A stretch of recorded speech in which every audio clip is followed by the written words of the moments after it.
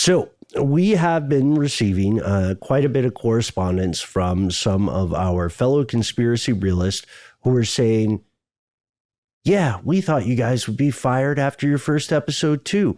Also, we love your X-Files episodes. We love your kind of monster of the week examinations of things that remain unexplained in the modern day. And this is where we get to a favorite episode of ours. In like the early morning of February 25th, 1942, this is true. All kinds of stuff went wrong in the skies of Los Angeles. And not one person, but multiple people were convinced they saw something strange in the sky. You guys remember this episode? Or were you around in 42? I don't think either of you were. A little before our time. It definitely was. But I have to say, this has been top of mind for me, and I believe the two of you fellas as well, after seeing the, in my opinion, spectacular Nope on IMAX and the big screen.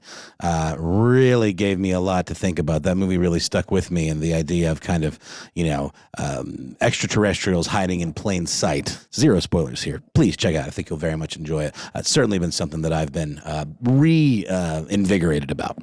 Yes, fantastic movie. Just going to agree with you there, Noel. Ben, I just want to go back to what you're saying. They were so convinced there was something up there that they were firing artillery shells, like flak cannons, up into the air to try and bring stuff down. That's nuts. Yeah, this is a story that is hallowed in the halls of ufology, and we hope you enjoy our exploration of what really happened, what may have happened all those decades ago. From UFOs to psychic powers and government conspiracies, history is riddled with unexplained events. You can turn back now or learn the stuff they don't want you to know.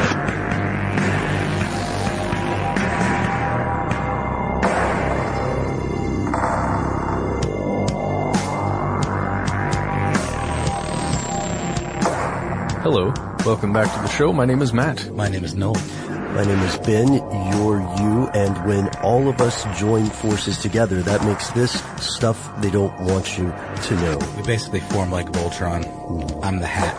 A Voltron, a shadowy Voltron that would appear on the X-Files. And today we're going to talk about something historical, something obscure, something that might be related to UFOs. And as you guys know, I'm really excited every time we can check out one of these episodes. Something that was made into a film in the 2000s. Well, has a title. Yeah, has a title. You know, this is something that has always bugged me and probably bugs a lot of other people as well. When they say the following events are, the following motion picture is based on actual events. Yeah, yes. Right? Like Chainsaw Massacre is based on Ed Gein, I believe his name was, but very, very, very, very, very, very loosely. And the fact that they eat a lot of barbecue in Texas. Oh, boy. With those two things combined, they made the Voltron of movies that is the Chainsaw Massacre. Yeah, how did we miss that in the cannibalism episode? That's a good point. This time, what we're talking about occurs in 1942 in the wee hours of February 24th. Technically, it's the 25th of February, 1 a.m. in L.A. Air raid sirens sound across Los Angeles County. And this was a signal for what was initially taken to be an attack by Japanese air forces. Yeah, an attack over a populated area. So the authorities, they ordered a blackout through the entire or most of the county in that area. To reduce visibility for bombers. Precisely. Now, if I'm a bomber going over, I can't see exactly where I'm going now, or at least not as easily. So then at 3:16 in the morning, the 37th Coast Artillery Brigade began firing 50 caliber machine guns and 12.8 pound anti-aircraft shells into the air at reported aircraft. The artillery fire continued into the night. Well, morning rather, the wee hours, let's say. Almost 1,500 shells were fired. So pilots from the 4th Interceptor Command were alerted This is very important. But their aircraft remained on the ground. So after about an hour of this intense shelling that Noel's describing, the all clear was sounded. The blackout order was lifted. It was 7:21 in the morning. This is a crazy day. What's that about? Right? That's me. That's me if I'm, awakened by this heavy artillery fire, and then you wake up in the morning and it's like nothing to see here. What? So what's going on? Moving on. Well, we're going to get into it, but the tensions are super high for even civilians who are just living there in that area. And we'll get into why. But yeah, you can imagine this would be a terrifying moment being in your house as you're hearing this overhead. I probably downplayed it a little bit. It would be a little more than, what's that? Yeah. I don't know, when that latest, how unfortunate it is to say it this way, when that latest string of failed coordinated bombings occurred in New York, when that dumpster exploded in Chelsea, a lot of the New Yorkers interviewed were saying like, yeah, and they're closing down the road. I got stuff to do, Mm-hmm. Yeah, a buddy of mine was at Barnes & Noble a couple blocks away and said he just thought it was thunder. Didn't think anything of it. But yeah, then imagine that happening above your head approximately, hundreds and thousands of times. Right? Those sounds at least. Exactly. So let's look at the aftermath. So wake up 7:21 a.m. The lights are back on. People are wandering out to work, checking damage. Several vehicles and buildings were damaged by fragments, but shell fragments from the anti-aircraft shells, not wreckage from some aircraft. And there were people who died, but luckily less than you would think, according to the official story. Yeah, because of the blackouts, there were still vehicles on the road, and there were, I believe, 3 car accidents, or at least 3 fatalities involved with car accidents. Mm-hmm. And there were also a few fatal heart attacks, or something related with the heart. 2 heart attacks, yeah. And the incident was front page news along the U.S. Pacific coast. It earned some mass media coverage throughout the nation in later days. And then people were asking exactly what you said, like, what happened? What the hell, guys? Yes. It's 3 a.m, and they went to Uncle Sam. So the Secretary of the Navy at the time, a guy called Frank Knox, held a press conference, and the message delivered to those in attendance was that this had been a false alarm due to anxiety and war nerves. Nerves. Yeah. Well, sure, war nerves, because... That's my quotation. Thank you. I like that sound a lot. But this was contradicted by the Army the next day in a statement relaying General George C. Marshall's belief that the incident may have been caused by commercial planes, airplanes, that were being used as some kind of psychological warfare campaign to generate panic amongst the citizens. Yeah, the Army initially stated there were possibly 5 light enemy aircraft launched from secret bases within California, Mexico, or from offshore submarines. Furthermore, there were thousands of on-the-ground witnesses, along with what would become a notorious photograph. And as we said, inevitably, media began to pick up the story. Some contemporary press outlets suspected a cover-up. In the Long Beach Independent, the editor wrote, "There's a mysterious reticence about the whole affair, and it seems that some form of censorship is trying to halt discussion on the matter, see?" Skidoo. Yeah, I don't think he said "see" at the end, but speculation was rampant, and there were several different theories about this, right? So needless to say, there was a whole lot of speculation going on because these different statements didn't really give the general public a whole hell of a lot to go on. Especially from 2 of the major military arms that are giving conflicting stuff. Totally contradictory. And just the idea that something of this magnitude could happen, as a result of nerves, that's pretty terrifying in and of itself. That would not put me in a very good state of mind. When, as you know, Pearl Harbor had happened not terribly long before this, so people were probably already a little on edge about the potential of that happening again under the cover of night. And then the fact that their own government isn't giving them much actual information, I do not think that created a particularly confident public. Right. The So- speculation wasn't something relegated to the fringes of society. You know, it wasn't some group of people gathered in a smoky room with one light around them going, I don't think the story was true. It's like the LA Times. It's like the newspapers of note. And so what were some of these theories? What was some of the speculation? Some of these musings. Yes, some of these musings. Why don't you give them to us, Ben? I will play this reindeer game.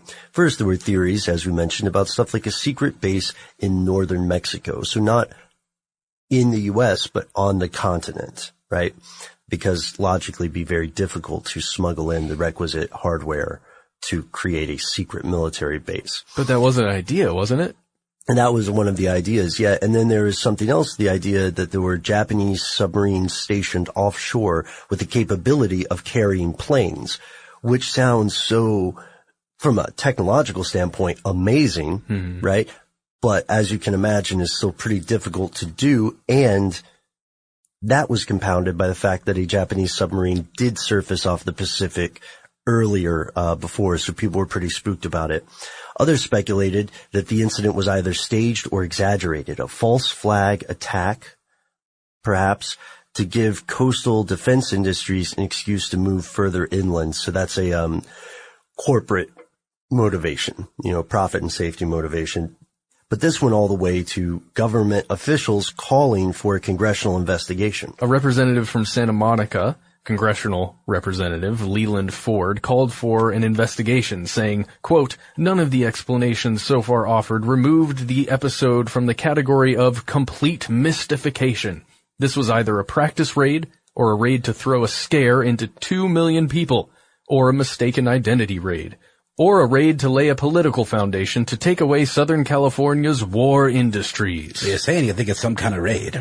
It's some kind of raid, but for what? I don't know. So what happened? Well, we'll get to that after a quick word from our sponsor.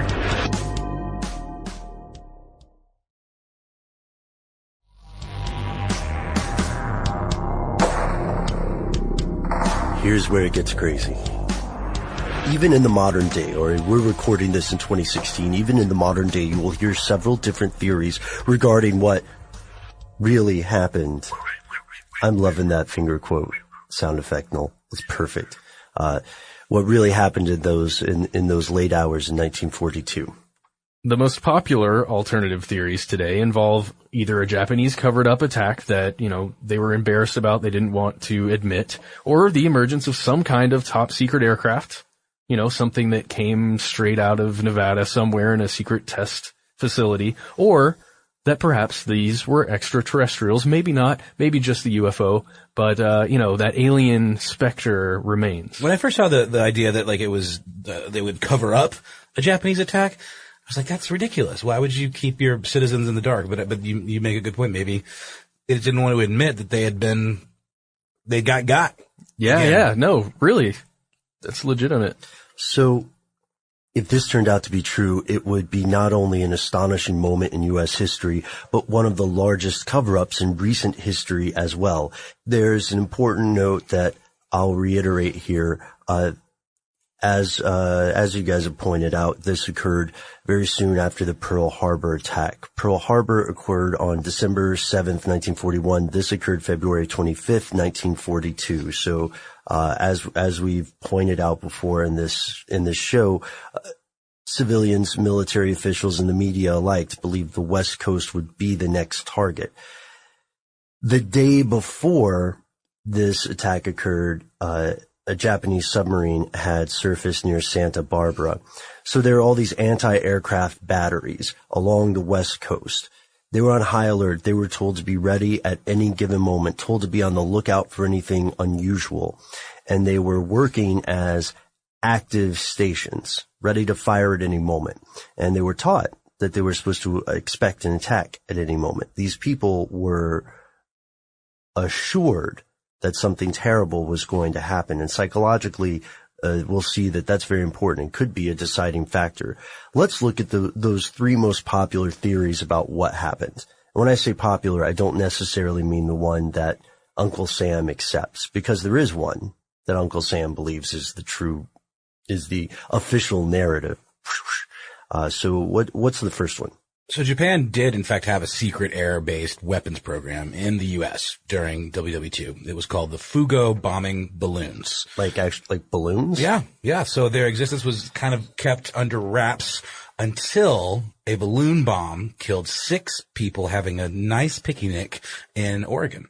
But if these balloon bomb devices had somehow reached Los Angeles, neither the U.S. nor Japan have any records to show that this was the case.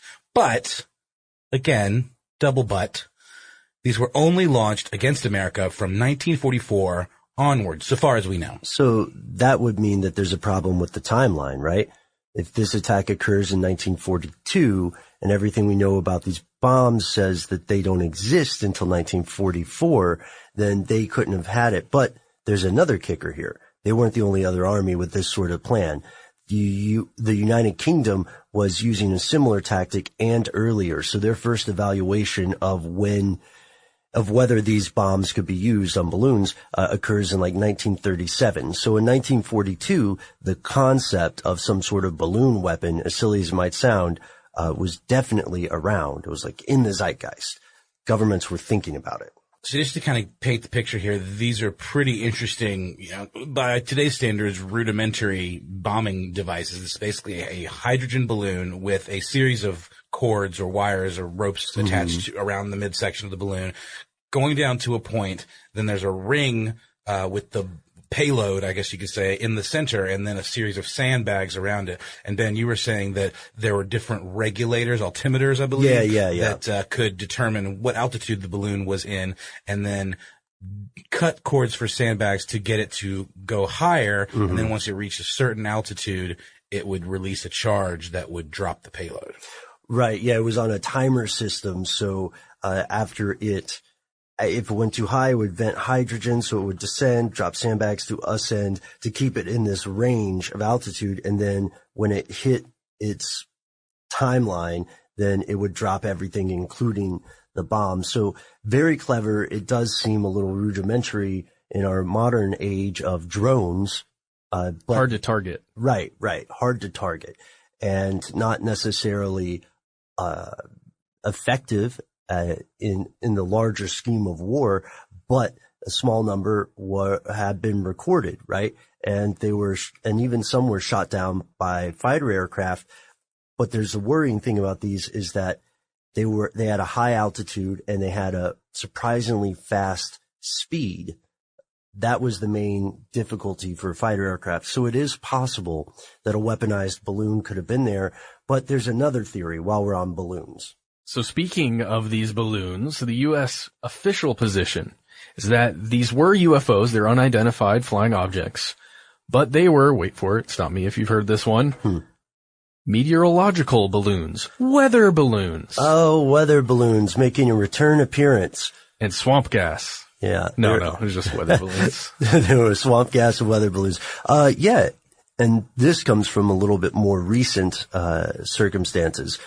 Almost 50 years later, the Office of Air Force History concluded that a careful study of the evidence suggests that these meteorological balloons, known to have been released over Los Angeles, may well have caused the initial alarm. This theory is supported by the fact that anti-aircraft artillery units were officially criticized for having wasted ammunition on targets which moved too slowly to have been airplanes. So weather balloons were released from each of the approximately dozen anti-aircraft positions around the city every 6 hours. And if we look at this from a unpacking or slightly, if we look at the timeline and the sequence of events, here's what we find.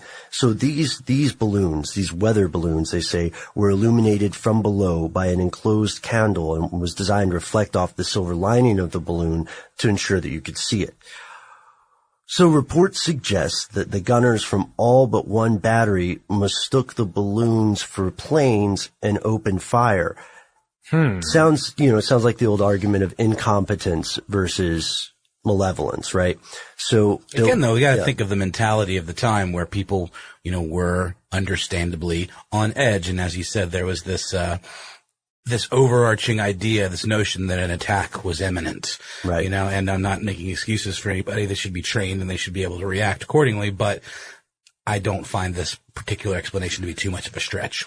It also has to do with communication that's occurring between the different arms of the military. Like, depending on who released the balloons, if it's Army personnel who are shooting at these things, but it's Air Force personnel that released the balloons, or, you know, naval personnel, and there wasn't good communication about when they're being launched and where. And it may even go further. That's a good point, because these anti-aircraft positions were probably not communicating very well with each other. So the only gun battery that did not fire was the D battery of the 203rd Coast Artillery Regiment.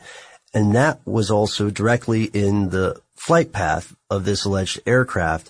This was also the company that most recently launched its balloons at 3 a.m. Remember, the firing starts at 3:16. And afterwards, the staff at D Battery were instructed not to mention these balloons, and the officer in charge, Colonel Ray Watson, was given a pension. Ooh. Which, this can make sense. And that means it would still be a cover-up, but it was a cover-up to avoid embarrassment. Yeah.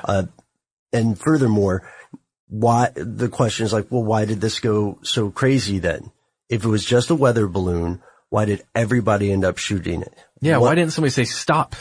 That's a balloon. Or why didn't the balloon pop? That's a heck of a question. So many of the shell bursts, for people who believe this story, including the Navy, many of the shell bursts were mistaken for other aircraft. And so this would lead somebody at a different battery position to say, oh crap, got to get this one too. Okay, so I shoot one shell into the air, it explodes, Noel sees it, and he thinks, oh, what the heck was that? He shoots. Right. And then it's just this fun little cycle. That's just how I roll, man. I shoot first and ask questions later. No, you shot second, buddy. Han shot first. Okay, all right. And this could explain rather the wildly fluctuating reports on the number of aircraft, the speed, their altitude. And then we get to my favorite of these theories. The UFO. Now, Ben, that's misleading. It could just be, Could be a lot of things. Could be more of a bing, bing, bing. Nah, things didn't really bing back then. sounds like a Anything ship binged? to me. Like an old sailing vessel. Sure. I like the I like to think that's the noise it makes as it flies through. Or it could be the classic Oh, yeah. quotation Tiny fingers. wings. So here we go. Yeah, what's the deal with this? I mean, I couldn't the balloon, as you mentioned, already be considered a UFO? Excellent point. Because every time we do this, we will get letters. We'll get letters from folks who will write in and say, this is definitely an extraterrestrial or this is not. And it's because we'll use the phrase UFO. But UFO stands for, as we all know, Unidentified. flying Object. Yeah, unidentified flying object. And that's exactly the point that Noel is making. A balloon that you don't recognize as a balloon is a UFO until you say, oh, that's a balloon. An alien spacecraft is a UFO because if one appears, people will have no idea what it looks like or what it is, and it will behave differently, we would assume, especially if it's space-worthy. If there is a secret spy plane, like the B-2 bomber or something, then that is also a UFO. If there is a Horton Ho 22, which is the fixed wing aircraft that the Nazi powers were working on before the fall of Nazi Germany, if that thing's in the air, that's also a UFO. Or even a larger, like nowadays, a larger drone that perhaps you don't know exactly what it is. That could be a UFO. Yeah, one of those creepy surveillance blimps too, which are a real thing.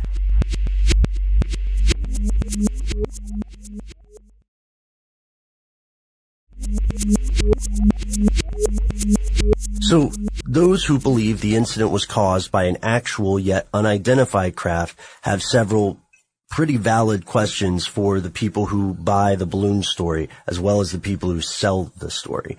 Number one, which I jumped the gun on earlier here, wouldn't a balloon pop when you hit it with an artillery shell? You'd certainly think so.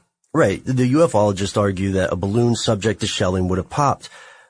But there's evidence from other comparisons we can make, that might be less certain than you would think.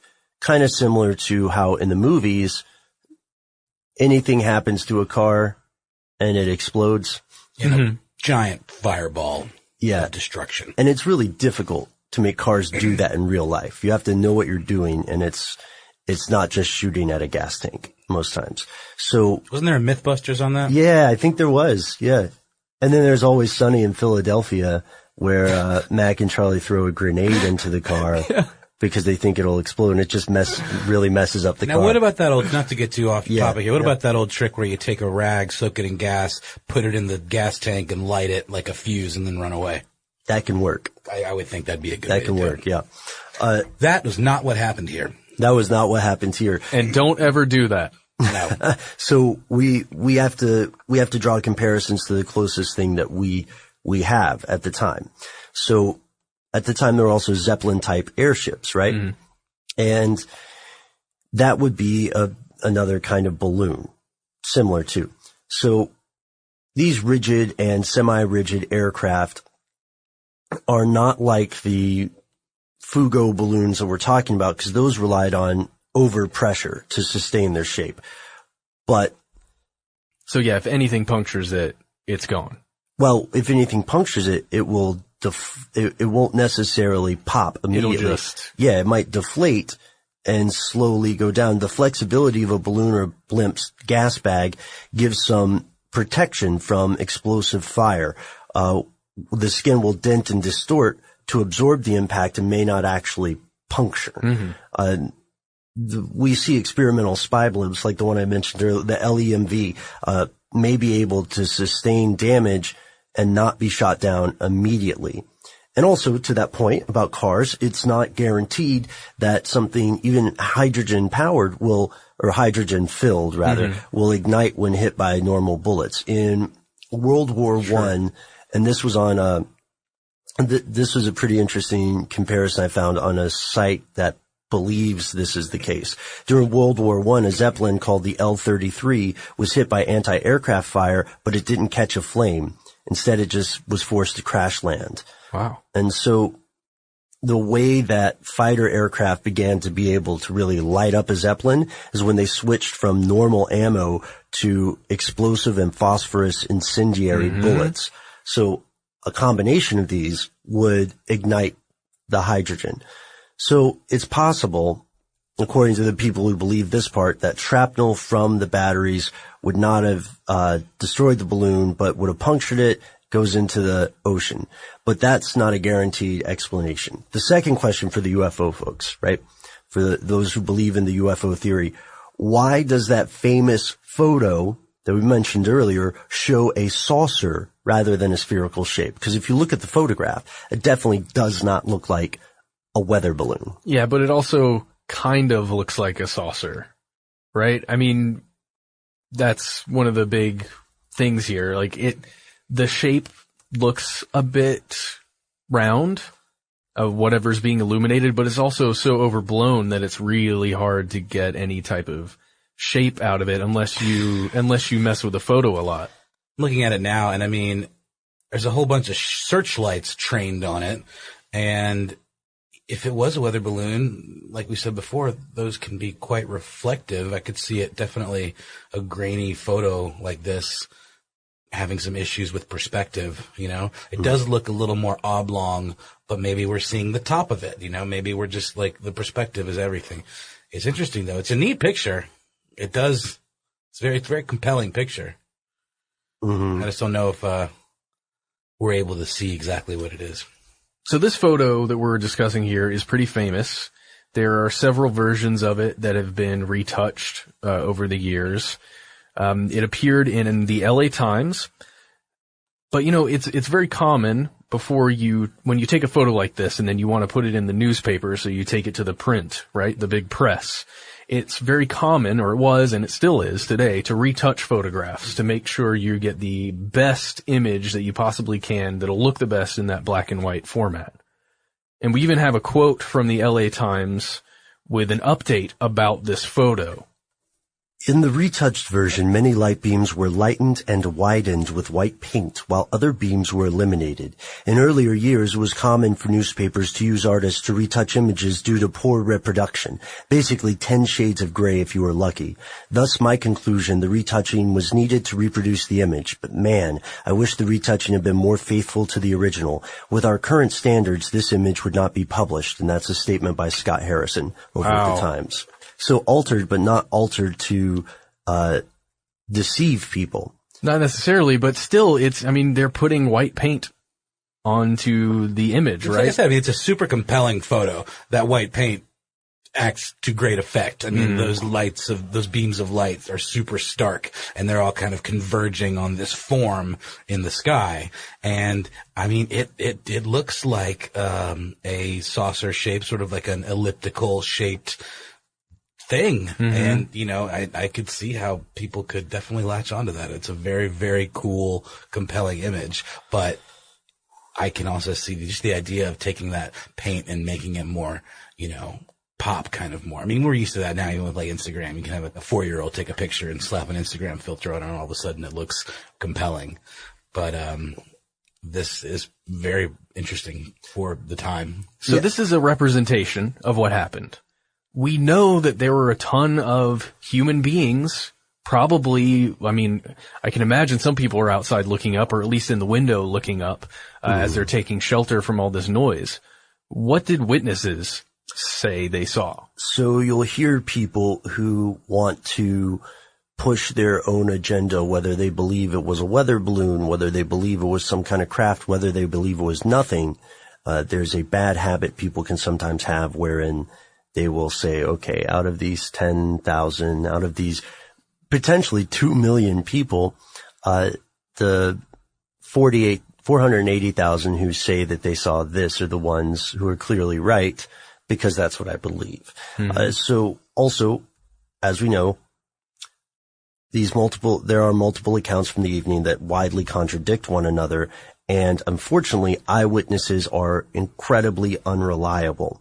So there are many, many eyewitnesses who say they saw some sort of saucer-shaped thing that was flying in a way they had never seen a craft fly before. There are many, many eyewitnesses who say that they saw multiple things fighting in the air. A war between humans and aliens, or a war between the Japanese and the Allied forces, or the Japanese and the U.S. at this point. We should throw in there really fast with the multiple aircraft and multiple things fighting in the air. The military, they were using tracer ammunition.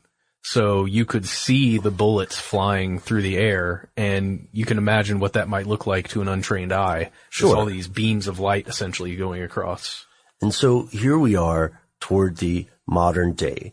The current official stance here in the U.S. remains the same as the 1983 investigation concluded. And that stance is that tensions were high, people had war nerves, and routine meteorological or weather balloons deployed around 3 a.m. prompted an attack because the city was already on high alert with the air raid siren going off at 1. However, it's not likely the American public will ever consider this entirely solved, regardless of what the government says. Unless more evidence emerges, we're stuck with an official explanation that many people think is malarkey. Or at the very least, murky. Malarkey. Malarkey, yes, Oh, wow. malarkey. And there's still lasting consequences to this, regardless of what you are convinced happened, and regardless how many people do or don't agree with you. One of the lasting consequences, which stays today, is accelerated state discrimination against innocent American civilians, particularly in this case, Japanese American residents at the time. The U.S. government was already actively interning people and detaining them would be a good word. And this also descends down to the modern day when we have people with legitimate concerns that one day a federal power will simply decide that they are a risk, and then boom, bag over your head, shipped you off somewhere. And that belief is a result of occurrences like this. But I have to ask you guys, what do you think now? certainly think it was one of the, in my opinion, one of the coolest pieces of the past dealing with the UFO, just because of that image. I think that image, like you said, Noel, it's everything.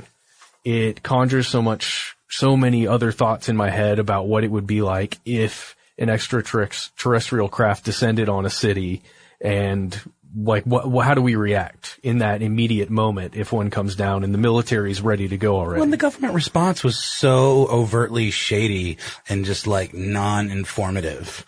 You know, it allows your mind to kind of run wild a little bit, especially when you pair it with an image like that. Well, it's also the immediate response of shooting the absolute crap of whatever it is that's overhead before confirming what it is. Is that, we don't know what it is in the sky, but it's in our airspace and we have all these weapons, so shoot that thing down. Well, that happens today though. Well, no, that's what I mean. But that's a very human thing, I think, of you're encroaching on my territory. We're already at war. Yeah, well, you shouldn't have been there. Sorry. There's also the inherent distrust. Imagine when you're a kid, if your parents tell you two completely different things, right? Yeah. What happened to our dog? Oh, he's at the doctor. No, don't trust your dad. He's dead. Or at the farm. That's what I heard. Right. Yeah. At the farm, at the dead dog farm. So with this in mind, we want to hear your opinions. What do you think happened? Do you have new information that you think should come to light? Do you know someone who witnessed this? Maybe a parent or a grandparent or something. And if so, what is their account of the events? We're going to head out now, but in the meantime, if you enjoyed this episode, of course, we'd love to hear from you, and we'd love it if you left a review somewhere. Not only that, I want to point out that we haven't been doing Shout-Out Corner quite as much lately, and that's because we are amassing a veritable treasure trove of shout-outs that will get their own episode. And that's the end of this classic episode. If you have any thoughts or questions about this episode, you can get into contact with us in a number of different ways. One of the best is to give us a call. Our number is 1-833-STDWYTK. If you don't want to do that, you can send us a good old-fashioned email. We are conspiracy@iHeartRadio.com. Stuff They Don't Want You to Know is a production of iHeartRadio. For more podcasts from iHeartRadio, visit the iHeartRadio app, Apple Podcasts, or wherever you listen to your favorite shows.